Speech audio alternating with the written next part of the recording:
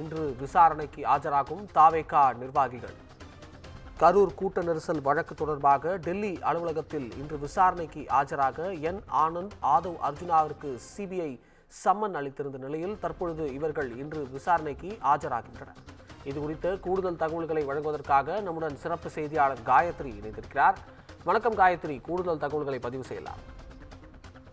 வணக்கம் அபிஷேக். கரூர் கூட்ட நெரிசல் வழக்கு தொடர்பாக டெல்லி சிபிஐ அலுவலகத்தில் தாவேகா பொதுச் செயலாளர் ஆனந்த் மற்றும் ஆதவ் அர்ஜுனா இன்று ஆஜராக இருக்கின்றனர். குறிப்பாக தமிழக வெற்றி கழகம் சார்பில் செப்டம்பர் 27ஆம் தேதி கரூரில் பிரச்சாரமானது நடைபெற்றது.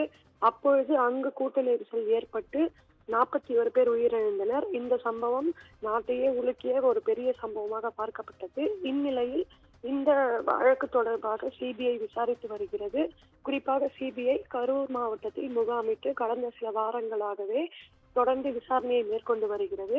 குறிப்பாக சம்பவத்தன்று அந்த அப்பகுதியில் கடை வைத்திருந்தவர்கள், பாதுகாப்பு பணியில் இருந்த காவலர்கள், ஆம்புலன்ஸ் ஓட்டுநர்கள் உள்ளிட்ட பல்வேறு தரப்பினரிடம் சிபிஐ அதிகாரிகள் விசாரணை மேற்கொண்டு வந்தனர்.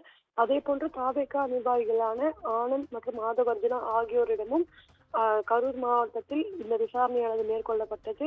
அதே போன்று கரூர் மேற்கு மாவட்ட தாவேகா பொதுச் செயலாளர் மதியழகன் உள்ளிட்டோரிடமும் சிபிஐ ஏற்கனவே விசாரணை நடத்தியிருந்தது.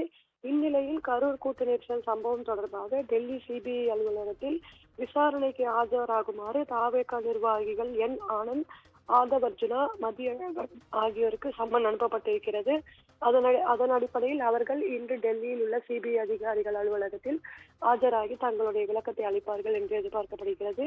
அதே போல கரூர் மாவட்ட ஆட்சியர், கரூர் மாவட்ட எஸ்பி ஜோஸ் தங்கையா உள்ளிட்டோருக்கும் சிபிஐ சம்மன் அனுப்பியுள்ளதாக தெரிவிக்கப்பட்டிருக்கிறது.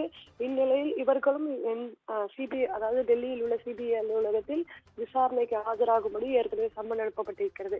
இந்த நிலையில் கரூர் கூட்ட நெரிசல் சம்பவம் தொடர்பாக தாவேகா பொதுச் செயலாளர் ஆனந்த், ஆதவ் அர்ஜுனா உள்ளிட்டோர் இன்று டெல்லியில் உள்ள சிபிஐ அலுவலகத்தில் ஆஜராகி தங்கள் தரப்பு விளக்கத்தை அளிக்க உள்ளனர் என்பது குறிப்பிடத்தக்கது.